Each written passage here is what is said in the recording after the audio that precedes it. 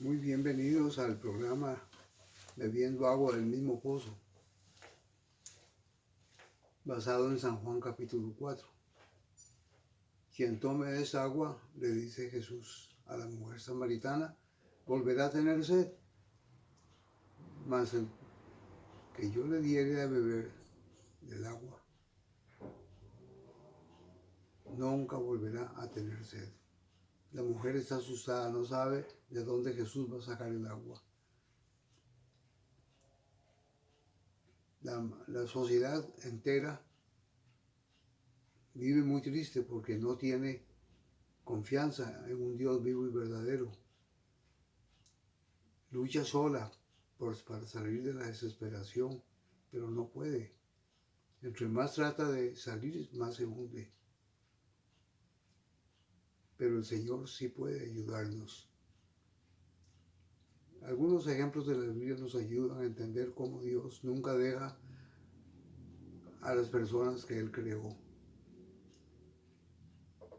En una oportunidad, cuando Job pasaba por medio de una situación angustiosa, de tristeza y amargura, dijo: el hombre nacido de mujer es corto de días y harto de sinsabores. Pareciera que es la tónica del ser humano es sufrir. En comparación con lo que goza, es más lo que sufre. Y sufre porque ha caído en manos del pecado, su propio pecado. Es causa y efecto. Eso produce mucho dolor y mucha desazón en el ser humano. Algunas personas han experimentado esto, que son como un ejemplo para que nosotros sepamos a quién llamar, de quién echar mano en momentos difíciles.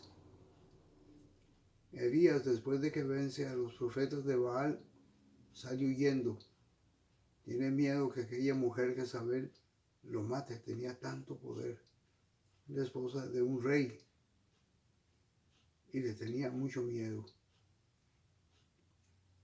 Y estando solo después en una cueva donde se fue a refugiar, el Señor lo sigue. Él creía que podía huir de Dios, pero no pudo. Y Dios le pregunta, el Señor le pregunta: ¿qué haces aquí?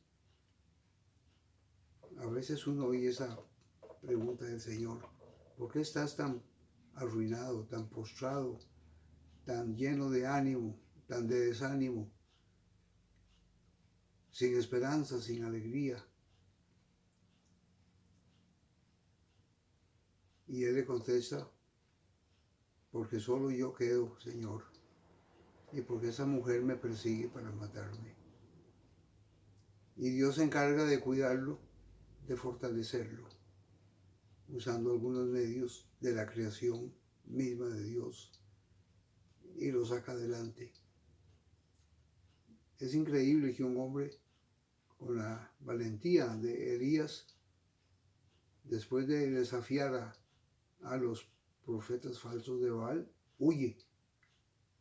Y ya no huye de un grupo de falsos profetas, sino de una mujer a quien él teme.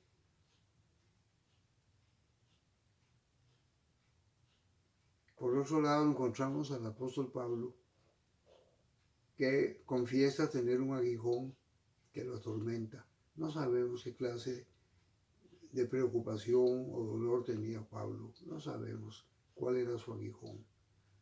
Lo cierto es que le estorbaba. Algunos piensan que se debía al encarcelamiento y que Pablo se veía privado de su libertad, y como deseaba anunciar a Cristo Jesús, que era su meta, decía él que él era deudor a todos los hombres, a judíos y a no judíos, que él tenía una gran responsabilidad, y exclamaba: ay de mí si yo no anuncio el Evangelio de Cristo. Hoy esa pregunta no tiene mucho valor en nuestros medios cristianos, entre comillas, porque casi nunca se presenta Jesucristo y su Evangelio. Se habla de todo menos del Señor. Hay discusiones teológicas sobre textos bíblicos y sobre las posiciones de algunos teólogos. No está malo eso, pero con eso no se anuncia el Evangelio de Cristo Jesús. Hay que anunciar al Señor Jesús. Resulta que Pablo se sentía muy mal por no poder salir a evangelizar. Y él lo interpretó como un estorbo tan grande en su vida, parecido a un aguijón, que lo imposibilitaba para salir a hacer la obra del Señor. Y dice Pablo que tal vez Dios permitió eso para enseñarle muchas cosas. Había tendencia de alguna soberbia en la vida de Pablo. Casi todos padecemos de soberbia y no nos damos cuenta. Nos sentimos mejor que otros, creemos que sabemos más que otros.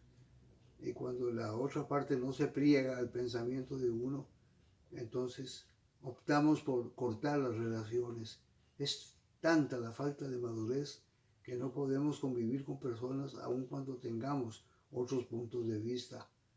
Y empecemos, como dice el doctor Juan Amacay, a idolatrar las ideas de otros y no a Dios, quien sí debe ser venerado, bendecido y glorificado. Lo cierto del caso es que Pablo dice que él oró para que el Señor le quitara toda esa situación que lo incomodaba mucho y que el Señor le había contestado: Pablo, bástate mi gracia. Tú lo que necesitas es mi amor. Claro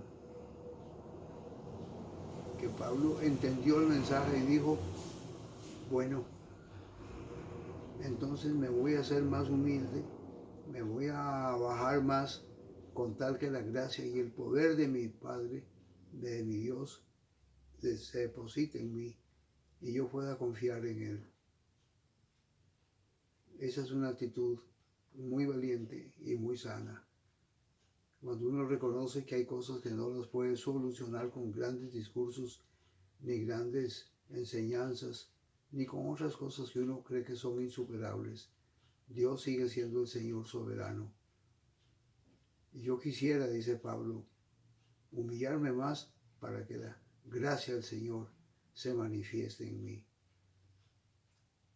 No sé cuál es la experiencia del salmista, pero cuando estaba pasando por un momento difícil, dice: pacientemente esperé a Jehová. Inclinó su oído, escuchó mi ruego, me sacó de lodo cenagoso, puso mi pie sobre roca firme, y yo le alabaré y le cantaré. Nunca debemos ser tan presumidos como para no confiar en el Señor. En estos momentos es muy cierto que la situación de la salud está en entredicho y la gente teme. Ahí salen las conferencias que dan dirigidos a personas que no pueden dormir, que perdieron el apetito, que perdieron las ganas de vivir, personas que han muerto presa de del gran estrés, de las grandes dificultades a las que tienen que enfrentarse. Somos humanos, somos débiles, pero Dios es fuerte y Él nos dice que no nos dejará y no nos desamparará. Desde otro punto de vista, las Sagradas Escrituras nos previenen cuando dice que está establecido al hombre que muera una vez.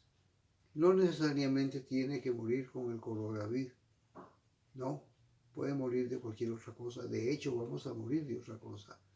No sabemos de qué, ni cuándo, ni cómo, pero ciertamente es la sentencia bíblica. La paga del pecado es muerte y nadie se puede escapar en ese momento. Pero claro que hay una promesa hermosísima del Señor Jesús cuando dice: el que cree en mí, aunque esté muerto, vivirá. Yo soy la resurrección y la vida, y el que cree en mí, yo le resucitaré en el día postrero. pero sí tenemos que esperarlo con paciencia y no con desesperación. Orar por los hombres de ciencia que luchan denodadamente para conseguir esa vacuna y se hacen esfuerzos ingentes por aquí y por allá. Y gracias a Dios por esos hombres a quienes Dios ha bendecido, dándoles el don de sabiduría y conocimiento de la ciencia. Pero de todos modos, la sentencia siempre está pronunciada.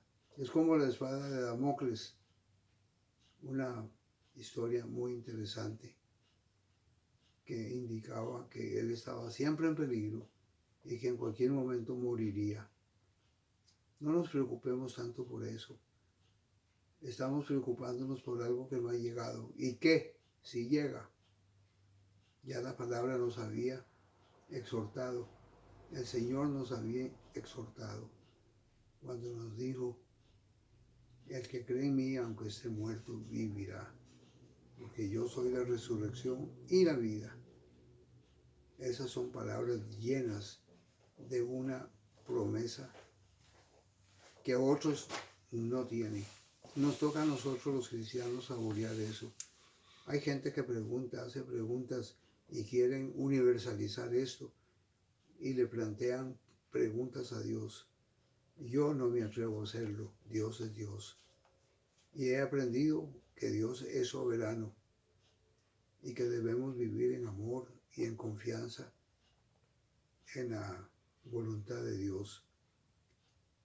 El ser humano, precisamente por ser humano y por haber desobedecido al Señor, él mismo se buscó su destino.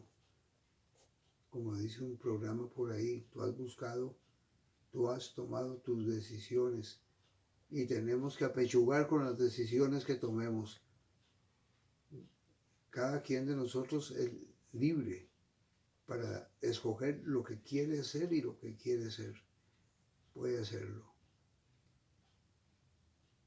Pero no tenemos derecho entonces después a quejarnos y a decir que estamos solos y que Dios no nos ama profundamente. De tal manera amó Dios al mundo que dio a su Hijo unigénito para que todo aquel que en Él cree no muera, mas tenga vida eterna. Esa es una confesión de fe nuestra que confesamos con nuestra boca y con nuestro corazón que Dios lo levantó de los muertos. Y San Pablo dice, si creyeres en tu corazón esta verdad, serás salvo. Señor, aumenta nuestra fe. Ayúdanos, Señor, a confiar siempre en ti, a vivir con esperanza y a ser consuelo y bendición a nuestros conciudadanos y a la gente que todos los días nos topamos que anda desesperada, temor a perder el trabajo, perder a morir, a dejar sus hijos. Tienen razón, pero eso terminará cuando Cristo venga y nos lleve para siempre con Él. Que el Señor le bendiga mucho y le proteja y lo ayude en todas las decisiones de su vida. Amén.